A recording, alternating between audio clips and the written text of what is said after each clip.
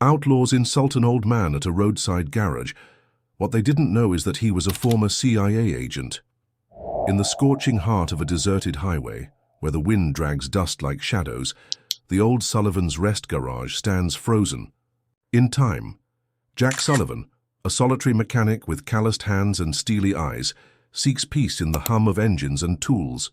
But that sweltering afternoon, the quiet is shattered by the roar of 5 motorcycles cutting through the horizon, like predators. Led by Ray Viper Dalton, a power-hungry ex-military man, the Outlaws didn't come for a simple repair. They came to take over. With mocking stares and insults, they circle Jack, unaware he's far more than an old mechanic. The scars on his arms and the weight of his gaze tell stories they can't begin to understand. When Jack lifts his eyes, the air changes, deadly calm, the prelude to a storm. The silence breaks with a cold warning. You picked the wrong place. In that moment, the desert braces for a showdown that won't be forgotten. Hi, here's Mark.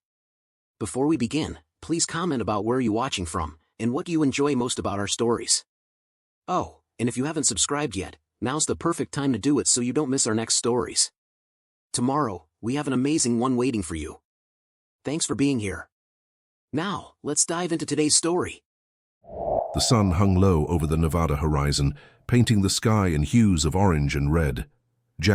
Sullivan wiped his hands on a grease-stained rag, his movements slow but precise. The air was heavy with the scent of oil and desert dust.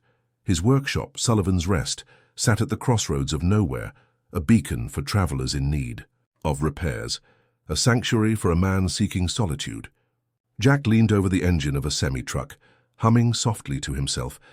The creak of old tools and the hum of machinery were the only sounds, broken occasionally by the call of a distant crow.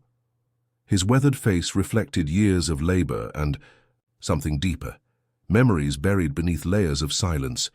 The peace shattered as the rumble of motorcycles grew louder. Jack straightened, his gaze narrowing as 5 bikes roared into the gravel lot. Dust swirled around them as they parked in a semicircle, engines cutting out one by one. The riders dismounted, their boots crunching against the ground with deliberate weight. At the center of the group stood Ray Viper Dalton, tall and broad-shouldered, his leather jacket adorned with patches that spoke of loyalty and violence. His crew flanked him, their faces a mixture of sneers and indifference. Jack noted their movements, their postures, and the bulges beneath. Their jackets. Years of experience taught him to assess threats without appearing to. Dalton approached the workshop, a smirk on his face. "Nice little place you've got here, old man," he said, his voice dripping with mockery. "Mind giving us some service? We're in a hurry." Jack didn't look up immediately. He placed the rag on the workbench, then turned to face them, in his eyes cold and unreadable. "Depends what you need," he said flatly. Dalton's smirk widened. "Attitude adjustment might be a good start." His crew laughed, but Jack didn't flinch. Instead, he folded his arms, his stance casual but unyielding. "You'll find I'm not much for small talk," Jack said evenly. "State your business, or move along." The air grew tense, the weight of the desert heat pressing down on the scene. Dalton stepped closer, his tone hardening. "You think you're tough, huh? We don't like people who don't show respect." Jack's eyes locked onto Dalton's. "Respect is earned, not demanded." The laughter faded. Dalton's crew shifted uncomfortably, sensing the sudden shift in tone. Jack Sullivan wasn't a man who cowered, and for the first time they seemed to notice the steel in his gaze.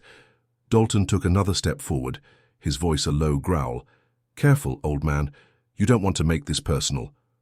Jack's expression didn't change, but his voice carried a quiet edge. "It's already personal.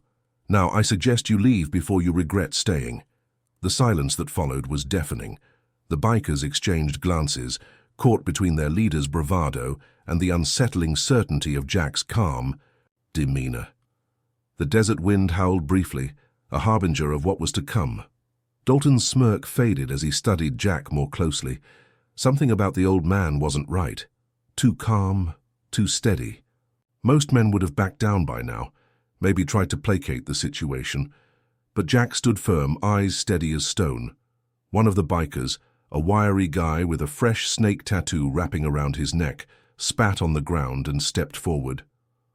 "Boss, this old man's all bark. Let me show him how we handle disrespect."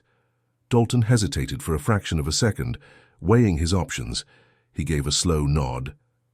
"Teach him some manners, Trent." Trent cracked his knuckles and closed the distance, his grin showing too. "Too many teeth. You should have stayed quiet, Grandpa."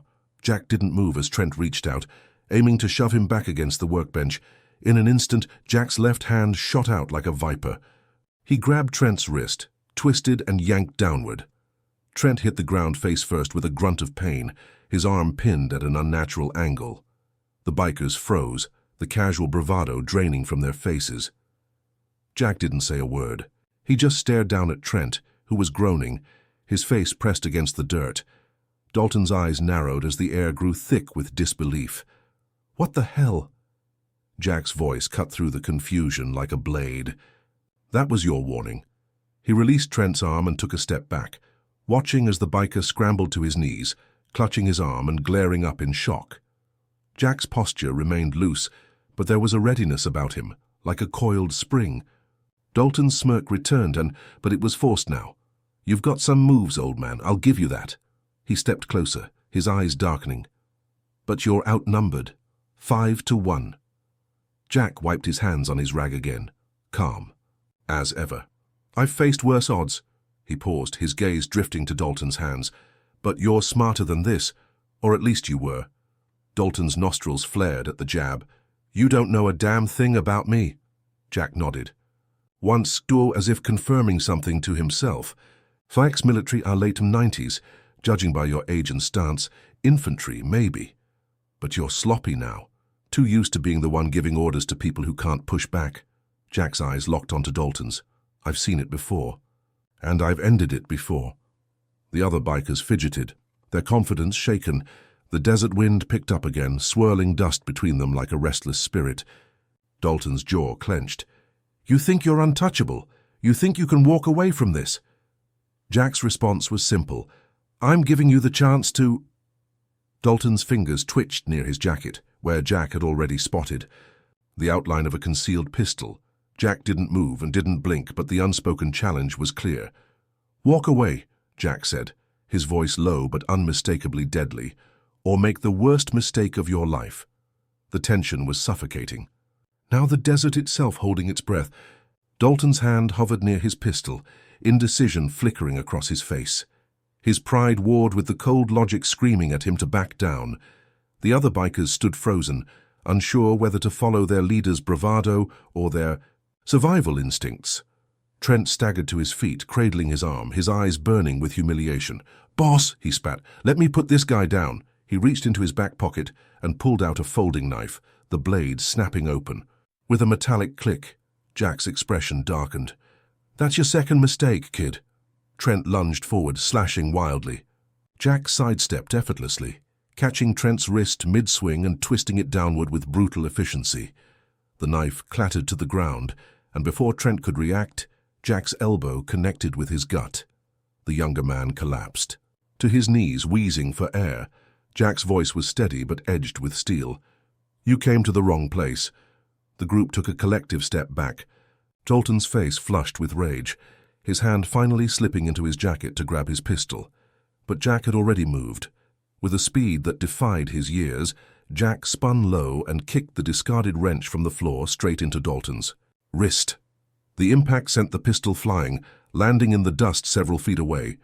Dalton hissed in pain, shaking his hand as his weapon lay useless on the ground. Jack advanced, calm and deliberate. "You're used to people being afraid of you," Jack said, his voice low. "But I'm not, and that terrifies you more than anything." Dalton stumbled back, sweat trickling down his temple. His crew watched in stunned silence.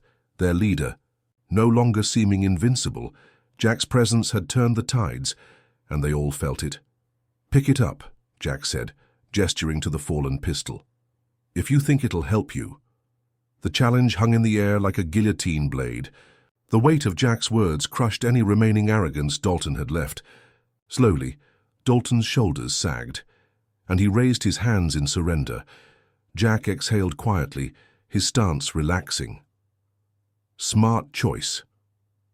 But the moment of relief was shattered when another biker, a wiry man with a snake tattoo on his bicep, lost his nerve and lunged forward with a desperate yell. Jack reacted instantly, pivoting and driving his fist into the man's jaw with a sickening crack. The biker dropped like a sack of bricks, unconscious before he hit the ground. The remaining two bikers didn't wait. They turned and bolted for their bikes, kicking up dust as their engines roared to life. Dalton hesitated for a moment. Longer, glaring at Jack with seething hatred. "This isn't over," he growled. Jack's gaze didn't waver. "Yes, it is.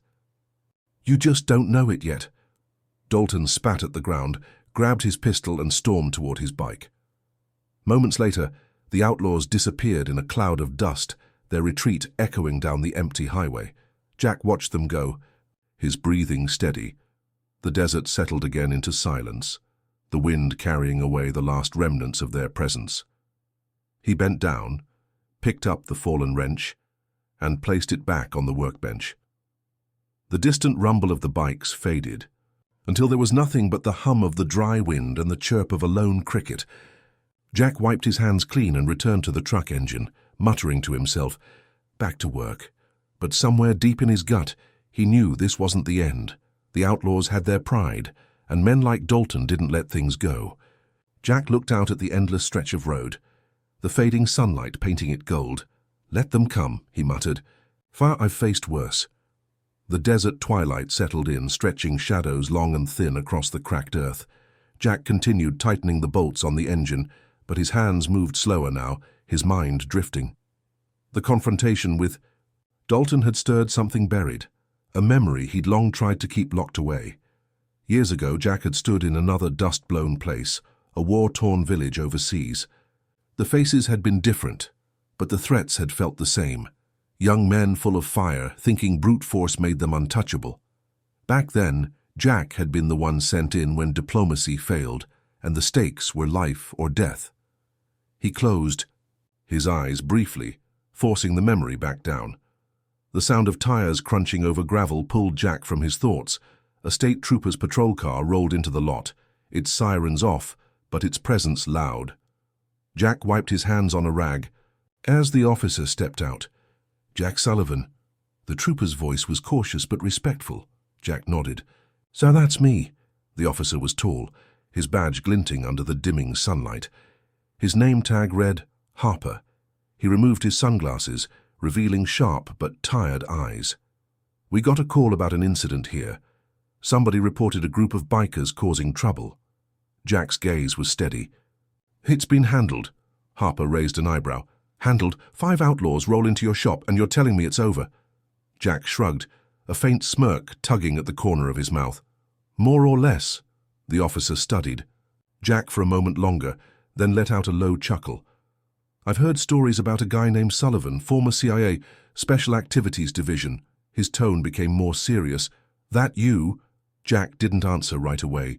He picked up a wrench and set it down again before turning back to Harper. "Used to be." Harper nodded slowly.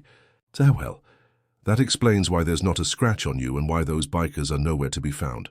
He crossed his arms. "Dalton won't let this go, you know. He's not the type to back down after an embarrassment like this." Jack leaned against the workbench. "I know." Harper sighed, pulling out a notepad. "Look, I've got to file something. You want to make a formal statement. Might help if things escalate." Jack shook his head. "I'll let you know if it comes to that." Harper hesitated, then slipped the notepad back into his pocket. "Be careful, Jack. The outlaws are connected, and they've got friends in places that matter." He paused, glancing around the workshop. "You got anyone watching your back?" Jack's eyes hardened. "Never needed anyone before." Harper gave a slow nod, then stepped back toward his car. "Fair enough. But if you ever do, you've got my number." The engine of the patrol car roared to life, and Harper drove off into the night. Jack stood there for a long moment, staring at the empty road. The desert night was coming in fast, but Jack wasn't afraid of the dark. He walked back inside, locked the door, and flipped off the lights. The glow of the moon was enough to see by. He knew this quiet wouldn't last. Men like Dalton always came back, and when they did, Jack would be ready, for now, though. He sat at his old desk, poured himself a small glass of whiskey, and waited for the stillness of the night to take over. "Let's see if they're stupid enough to try again," Jack muttered to himself. The wind outside howled in agreement. So as morning broke with the faint hum of cicadas and the distant whisper of tires on asphalt, Jack was already up, standing by the open bay door of the shop, coffee in hand. The rising sun painted the horizon in shades of gold and crimson, but the peaceful sight was tainted by the weight of what he knew was coming. He could feel it in his bones. The outlaws wouldn't lick their wounds and walk away. Men like Dalton saw loss as a wound to their pride, something that demanded blood to heal. Jack's instincts told him the storm wasn't days away, it was hours. As he sipped his coffee, an old pickup truck rumbled down the road and pulled into the lot. A familiar face stepped out, Earl Thompson, the local rancher Jack had helped, more times than he could count. Earl was older, with a slow gait and a Stetson that had seen better days. "Mornin', Jack," Earl greeted, adjusting his hat. Jack nodded. "Morning, Earl. Truck giving you trouble again?" Earl chuckled. "I always. Thought I'd stop by before heading into town. Heard some noise yesterday, that true?" Jack glanced at Earl, considering the question. "Yep, few bikers thought they'd try their luck." Earl's face hardened. "The Outlaws," Jack gave a single nod. Earl swore under his breath. "They're bad news, Jack. You be careful. Dalton doesn't like to lose. I've noticed," Jack said with a faint smirk. Earl lowered his voice. "Word around town is Dalton's rallying more men. I heard they've got a clubhouse out by Dry Creek. If he's planning something, he'll hit you with numbers." Jack's expression remained unreadable. "Good to know." Earl hesitated before speaking again. "You need backup." Jack shook his head. "Appreciate it, Earl, but this isn't a town problem. It's between me and them." Earl didn't look convinced, but he respected Jack too much to argue. He climbed back into his truck, offering one final warning. "You've been good to this town, Jack. Don't forget, we've got your back whether you ask or not." Jack watched Earl drive away, the dust from his tires lingering in the air long after the truck had disappeared down the road. Jack's mind was already moving, piecing together what he knew, anticipating how Dalton would come at him. By mid-morning, the desert heat had settled in, the kind that pressed against the skin and made the world shimmer. Jack stood in front of the workbench, laying out supplies, chains, spare crowbars, a roll of steel cable. He wasn't interested in a fair fight. If Dalton wanted a war, Jack was going to remind him what it felt like to lose. The metallic ring of his phone broke the silence. Jack picked it up and saw an unfamiliar number. He answered with a terse "Sullivan." A familiar voice crackled over the line. It was Officer Harper. "Jack," Harper said without preamble, "we got word from an informant. Dalton's gathering a full crew, at least a dozen. Looks like he's heading your way." Jack nodded to himself. "How long?" "An hour, maybe less." Harper's tone dropped. "Jack, you don't have to face this alone. Let me send some backup." Jack's voice was calm, resolute. "But you send more cops, and Dalton just escalates. He'll see it as proof he needs to burn everything down." "Then what's your plan?" Harper asked. Jack looked around the shop, his sanctuary, the place he'd built from the ground up. After a life of war, his jaw tightened. "Simple," Jack replied. "I finish what they started." There was silence on the line before Harper spoke again. "I hope you know what you're doing, Jack." "So do I," Jack muttered before ending the call. He set the phone down and took a long breath. This wasn't just about defending the shop. This was about sending a message. People like Dalton thrived on fear. Jack wasn't about to give them that satisfaction. He picked up the steel cable and began wrapping it around a set of support beams. It was time to turn the shop into something else entirely, a trap. And when they came, they wouldn't find a broken old man waiting. They'd find a reckoning. The sun climbed higher, scorching the earth below as Jack worked methodically. Every inch of the workshop became part of his plan, chains reinforced. The doors and pulleys were rigged to drop heavy toolboxes, and the steel cable was secured at key points like invisible tripwires. Jack wasn't just fortifying his space, he was turning it into a fortress. The heat didn't bother him. His focus was razor-sharp, honed from years in the field. This wasn't the first time he'd prepared for a siege, but it was the first time he was doing it alone. He set down a sledgehammer and took a step back, surveying his work. Satisfied, he walked to the old radio sitting on the corner shelf, dusted with age. He turned the knob until the soft static gave way to a blues station. The smooth notes of a guitar riff filled the workshop, cutting through the silence. Jack allowed himself a brief moment to breathe. He grabbed his water bottle and sat by the bay door, looking out at the long empty road. In the distance, heat waves shimmered like ghosts. His instincts told him they were close. The first sign came with the faint hum of engines. Jack rose to his feet, his heart steady as a drumbeat. He reached into the drawer beneath his workbench and pulled out a well-maintained revolver, a relic from another life. He checked the cylinder and tucked it into the back of his waistband. The hum grew louder, deep and angry, like a storm building. Soon, the horizon was marked by black specks, 12 motorcycles roaring down the highway like a pack of wolves. Jack counted the figures easily, noting Dalton's broad silhouette at the front. They didn't slow as they reached the lot. Instead, they spread out in a wide formation, tires kicking up clouds of dust as they circled the workshop like predators circling prey. The engines cut off one by one until the air was filled with nothing but the crackle of gravel underfoot and the fading hum of Jack's radio. Dalton dismounted, his boots hitting the ground with a thud. He pulled off his sunglasses and let them dangle from his vest. His eyes locked onto Jack, full of venom. "You've got a lot of nerve, old man," Dalton said, loud enough for his crew to hear. "We gave you a chance to walk away." Jack took a step forward, wiping his hands on a rag as if he had all the time in the world. "So I gave you a chance to leave." His voice was calm, but there was no mistaking the steel beneath it. "You're the ones who didn't listen." Dalton's crew shifted, their hands brushing over knives, chains, and pistols. The tension was thick enough to cut. Dalton sneered. "You think this is still your fight? We brought numbers this time. You really think you can take all of us?" Jack tilted his head slightly, as if considering the question. "I don't need to take all of you," he replied. "Just the first few who make the mistake of stepping inside." The words hit like a warning bell. Dalton's sneer faltered for a split second before he forced a grin. "Boys, teach him. What happens when you mess with the Outlaws?" The first 3 men rushed forward, their boots pounding against the ground. Jack didn't move until they were just steps away. Then, with a quick twist, he yanked a hidden lever near the workbench. A chain released from above, dropping a metal toolbox the size of a small engine block. It hit the floor with a deafening crash, right in front of the charging bikers. One stumbled, his balance thrown off, and Jack seized the moment.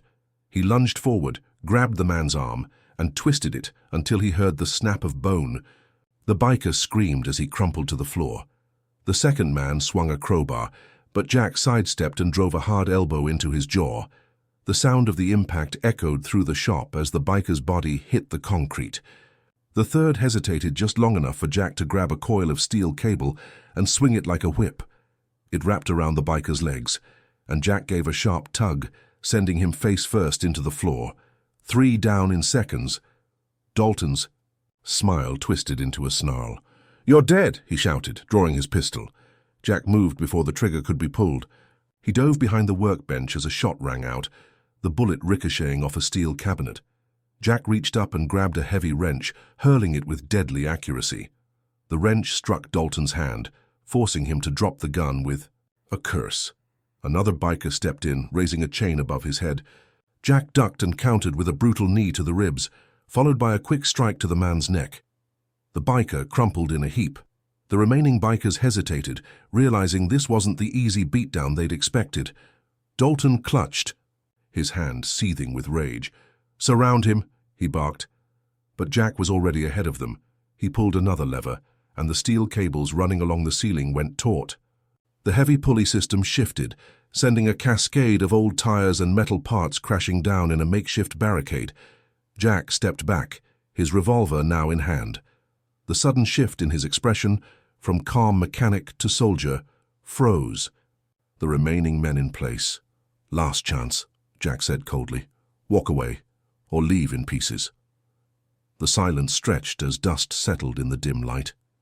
The bikers, unsure now, looked at each other. One by one, they began to back away. The bravado was gone, replaced by fear. Dalton's pride was the last thing standing. He stared at Jack, his face a mask of rage. "This isn't over," he spat. Jack's gaze didn't waver. "Yes, it is." Dalton hesitated, but when he saw his men retreating to their bikes, he let out a growl of frustration and turned. He climbed onto his motorcycle, revving the engine furiously. His crew followed, engines roaring as they sped away, their dust trails disappearing into the horizon. Jack lowered his revolver, the weight of the moment settling in. The desert fell silent again, broken only by the soft hum of the radio, still playing its slow, steady blues. Jack exhaled and muttered to himself, "Let's hope they're smart enough to stay gone this time." He turned back to the shop and started clearing the debris. The storm had passed, but Jack knew better than anyone that peace was never permanent. The midday sun blazed high as Jack surveyed the aftermath in his workshop.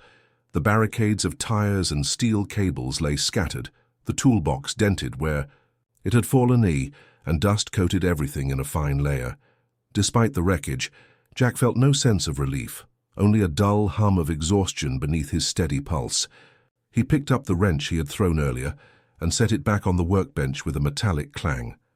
The radio played on, but Jack barely noticed the music anymore. His instincts told him the retreat of the Outlaws was temporary. Men like Dalton didn't let humiliation slide. The crunch of gravel outside made Jack reach for his revolver again, his body tensing.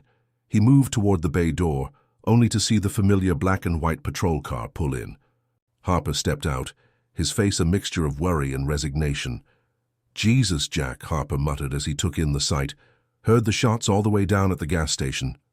He glanced around at the fallen tools and makeshift defenses. "How many were there?" 12, Jack said, voice calm as he wiped dust from his hands. Harper let out a low whistle, and they all walked away. Jack met his gaze. "Most of them." The officer took a few steps inside, eyeing the unconscious biker still groaning near the side wall. "Looks like one didn't get the memo." Harper crouched down, pulling out his cuffs. "Well, at least I'll have someone to question." Jack crossed his arms, watching as Harper hoisted the dazed man to his feet and read him his rights. "What's your plan now?" Harper asked as he led the biker outside toward the patrol car. Jack leaned against the frame of the bay door. "Wait." Harper shook his head as he closed the door of the squad car. "That's not a plan, Jack. That's stubbornness. Dalton's not going to let this go. Word is he's calling in reinforcements." Jack's jaw tightened, but his expression didn't change. "If he does, I'll handle it." Harper hesitated, then spoke quietly. "I've got my own intel. FBI's been sniffing around about the Outlaws. Apparently, they're tied to something bigger. Smuggling routes, weapons caches, you name it." He stepped closer, his voice dropping. "So this isn't just a local turf fight anymore." Jack's eyes narrowed. "So they're more than a biker gang?" Harper nodded. "Yeah, and if Dalton's desperate enough to make a play, it means his bosses are watching. This thing could spiral fast." Jack let the weight of Harper's words sink in, but instead of dread, he felt something colder, resolve. "If they're watching," Jack muttered, "they'll know what happens when they push too far." Harper sighed, rubbing the back of his neck. "You can't keep doing this alone, Jack." Jack finally turned to face him fully. "I'm not alone, Harper." The officer's brow furrowed until he noticed something behind Jack. Harper's eyes widened as 3 trucks pulled into the lot, one after another. The first was Earl's old pickup, followed by 2 more dusty vehicles driven by local ranchers. Earl climbed out, shotgun slung across his back, and gave Jack a slow nod. "We heard they might be coming back," Earl said. "Figured you could use some extra hands." Behind him, more people emerged, men in jeans and boots, women with steely eyes, all carrying rifles, bats, and whatever they had. Harper's radio crackled with updates from nearby stations, and he muttered, "Say, I don't believe this." Jack stepped forward, arms crossed as he took in the sight. This ain't just your fight anymore, Jack," Earl continued. "We're tired of being pushed around. If they come back, they're not just facing you." The other ranchers nodded in agreement, murmuring words of solidarity. Jack's throat tightened, but he gave a small nod. "All right," he said, his voice quieter now. "But this isn't about vengeance. If they come, we defend. No more, no less." Earl grinned. "Wouldn't have it any other way." Harper watched the scene unfold, his usual skepticism replaced by something like admiration. "You really stirred things up, Jack." Jack looked back at him, a faint smile breaking his usually serious face. "Sometimes people just need a reason to stand up." Harper nodded and pulled out his radio. "I'm calling in backup to keep the peace, but if this goes sideways, Jack can stay smart." Jack's gaze drifted to the horizon. Always. As the sun sank lower, casting long shadows over the shop, Jack watched the group set up around the property. Trucks were parked in defensive positions, and makeshift barriers were reinforced with old scrap metal. The air felt charged with anticipation. Jack walked back into the workshop, reloading his revolver as the sounds of preparation filled the air. His radio still played that same slow blues melody, the haunting notes fitting the quiet before the storm. This time, if Dalton returned, he wouldn't be facing just Jack Sullivan. He'd be facing a town that had finally decided enough was enough. Twilight settled over the desert like a heavy blanket, turning the sky shades of red and purple. The makeshift defenses around Sullivan's Rest were set, the trucks positioned to form a perimeter, and the locals, farmers, ranchers, mechanics, stood ready, their faces illuminated by the fading sun. Jack stood near the bay door, arms crossed as he watched Earl and the others finish stacking sandbags near the side entrance. The hum of conversation was low but steady, nervous murmurs mixed with determined resolve. Harper had stationed 2 patrol cars along the road, with orders to monitor but not interfere unless the situation turned catastrophic. Harper stepped up beside Jack, his radio crackling with updates. "I don't see any sign of Dalton yet," he said, "but my gut says he's coming." Jack nodded but stayed silent, his eyes scanning the horizon.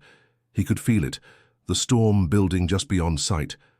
Earl walked over, wiping sweat from his brow. "Everyone's in position. Folks are scared, Jack, but they're ready." Jack gave him a small nod. "Good. Scared's not bad. It means they're thinking. But if this goes south, we stick to the plan. Hold the line and stay together." Earl chuckled dryly. "You sure you weren't a general somewhere?" Jack's lips twitched into a faint smile. "Something like that." The low rumble of engines shattered the quiet. Jack straightened, eyes narrowing as twin beams of headlights emerged on the distant horizon, followed by more.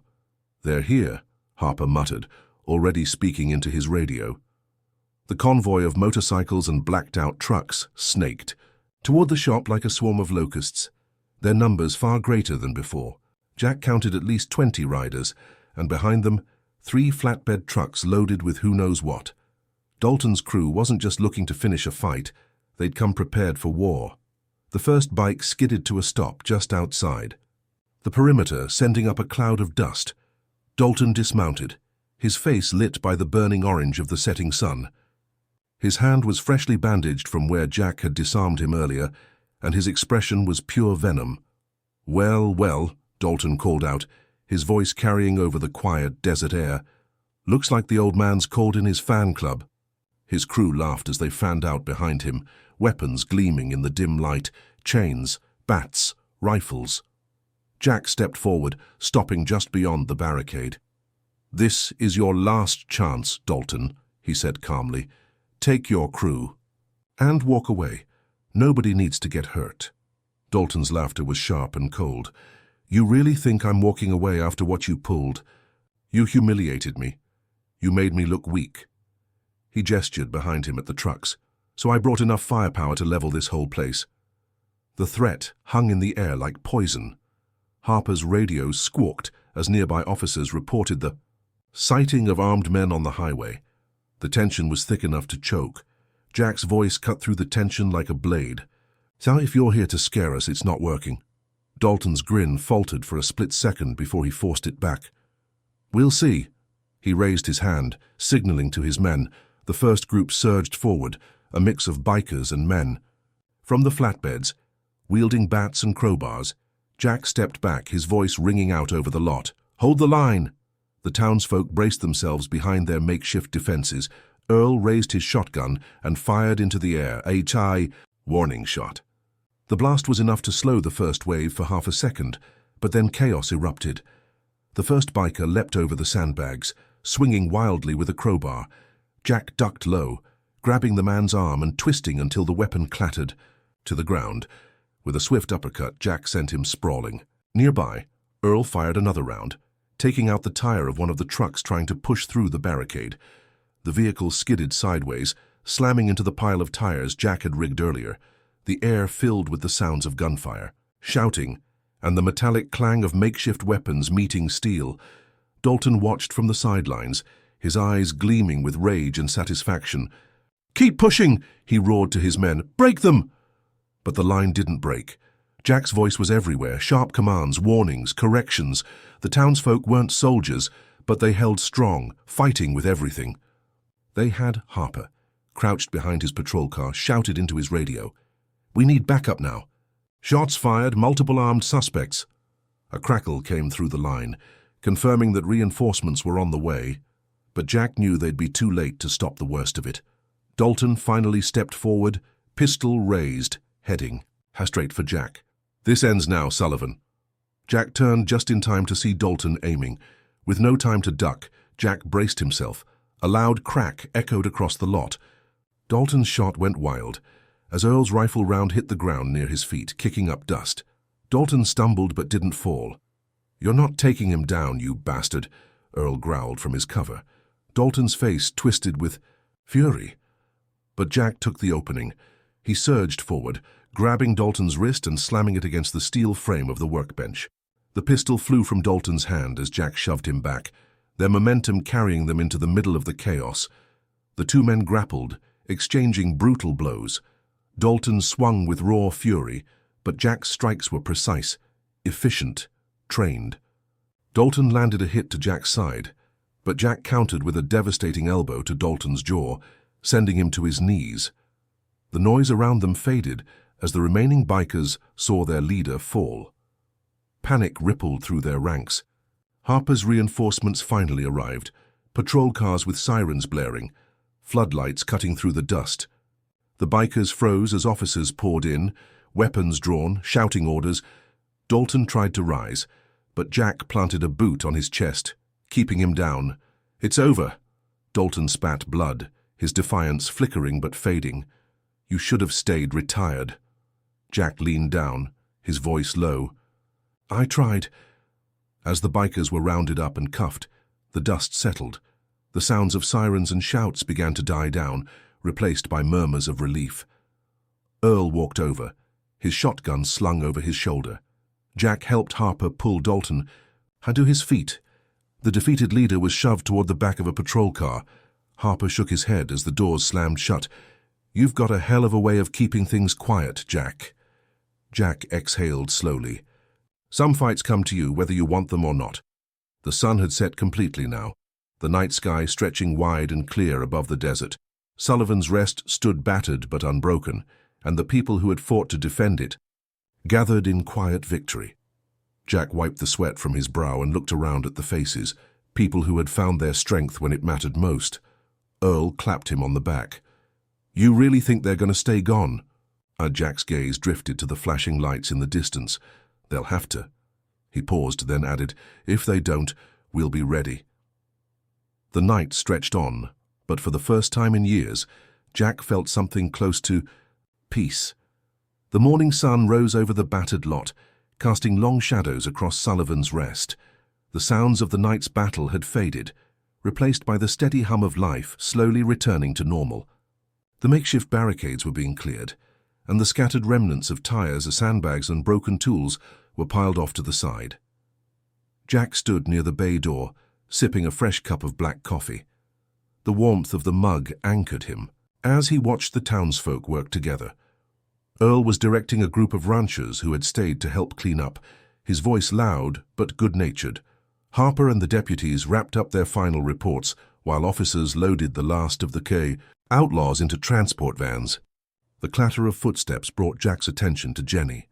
the teenage daughter of one of the ranchers, carrying a crate of bottled water. She handed him one and smiled nervously. "You're kind of famous now," she said, glancing toward him. A group of onlookers filming with their phones near the edge of the lot. Jack grimaced. He'd noticed the crowd, locals, reporters, even curious travelers who'd heard about the showdown. "Fame's overrated," Jack muttered, twisting the cap off the bottle. Jenny shrugged. "Maybe, but after last night, just people know they don't have to be scared anymore." Jack looked out at the faces around him, people who just 24 hours earlier had been living under the shadow of fear. Now they moved with purpose, heads held higher. Jack nodded slowly. "That's the only part that matters." Harper walked over, flipping his notepad shut.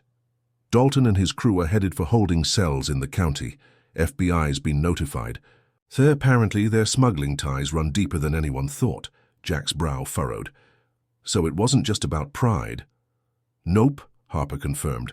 "Turns out the Outlaws were a piece of something bigger, illegal arms deals, laundering."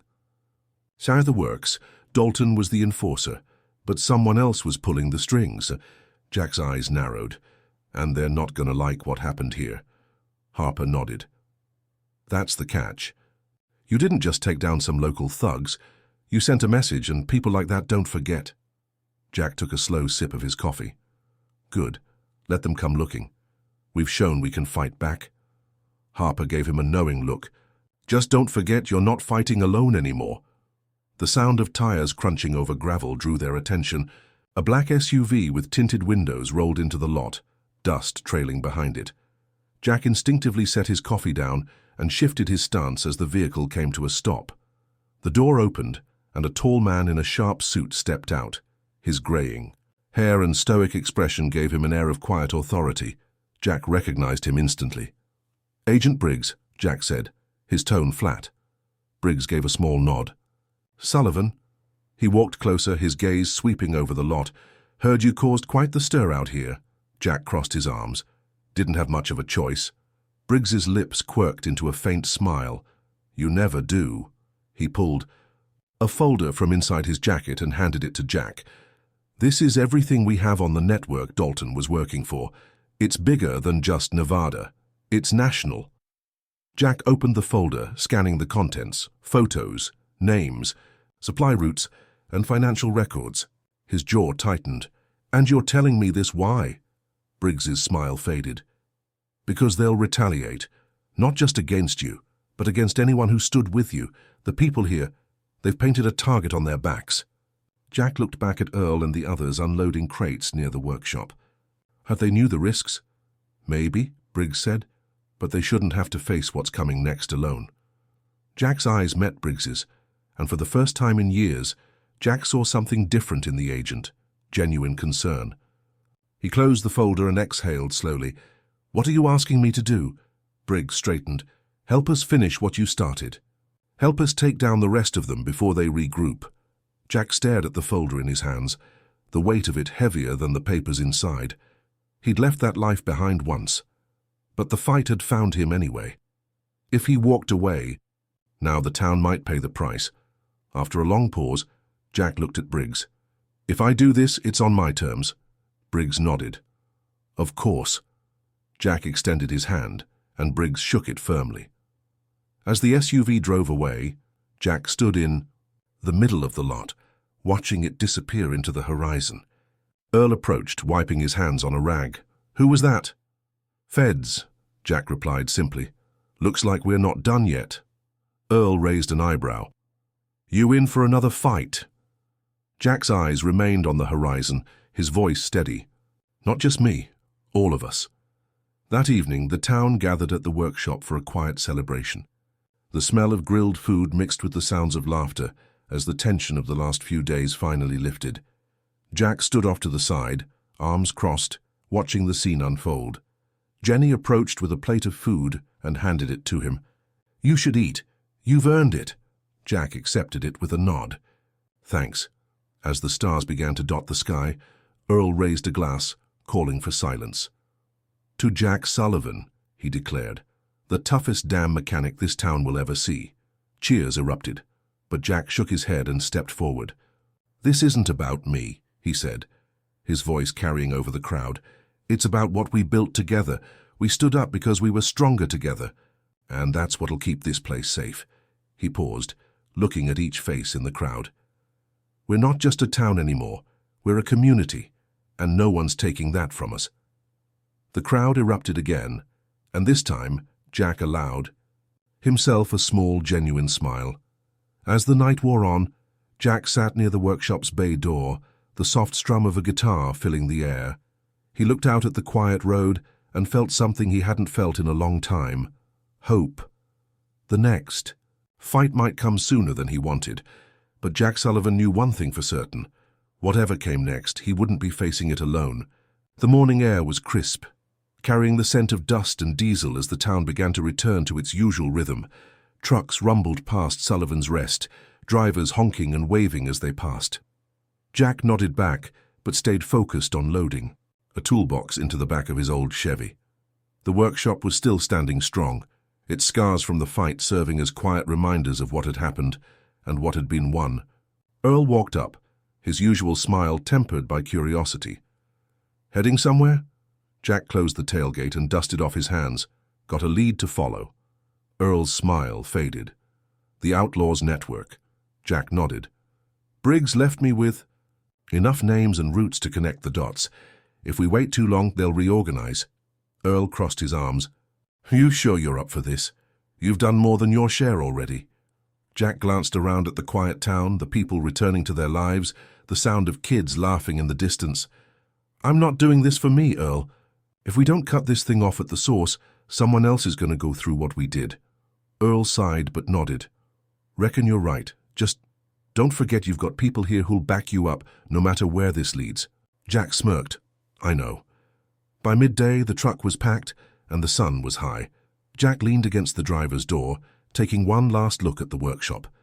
The memories here ran deep: long nights under engines, old conversations shared over beers, and now the echoes of a fight that had changed everything. Harper pulled into the lot, stepping out with his hat tilted low against the sun. "You heading out?" Jack nodded. "Got some things to clean up." Harper's face was unreadable for a moment before he extended his hand. "I'm sure you did something here, Jack. Something big. Don't let the next fight take that away." Jack shook his hand, gripping it firmly. "I won't." Harper hesitated, then added, "You're not the only one they'll be after. I've got patrols keeping an eye on things here." Jack's gaze softened. "Appreciate that." Jenny and a small group of locals walked up as Jack climbed into the truck. Jenny, holding her phone, gave a sheepish smile. "You're trending again." #Sullivan Strong is blowing up. Jack chuckled as he started the engine. Sounds like a bad action movie title." Jenny's smile widened. "Yeah, but it suits you." Jack's face softened. "You keep holding down the fort, kid." Jenny gave him a salute, half joking, but there was admiration in her eyes. The truck rumbled out of the lot, kicking up dust as it rolled toward the horizon. The town grew smaller in the rearview mirror, but Jack wasn't leaving it behind. He was carrying it with him. Miles of open road stretched ahead, but Jack felt a strange calm settle over him. For years, he'd wandered, looking for a place where he belonged, a way to leave behind the weight of his past. Now he knew the truth. It wasn't about running from his past, but standing for something in spite of it. He reached for the radio and turned the dial until soft blues filled the cab. The guitar's slow, steady rhythm matched the hum of the tires on the asphalt. Ahead, the next town waited, quiet, unaware of the storm heading its way. But Jack was ready. This time, he wasn't just a lone fighter. He was part of something bigger, a community that had proven that even ordinary people could stand together and win. With the horizon stretching endlessly before him, Jack muttered to himself as the dust curled behind his wheels, "Let's finish this." The road beckoned, and Jack answered it. His fight wasn't over, but neither was his story. Hi, I'm Mark Bianco, the writer and narrator of most of the stories you see here on the channel. I've handpicked 2 incredible stories for you to watch next. They're right here on the left side of your screen. Click and enjoy. Oh, And if you haven't subscribed yet, do it now and turn on the notification bell so you don't miss tomorrow's story about veterans and law enforcement officers who help make our country what it is. See you in the next tale.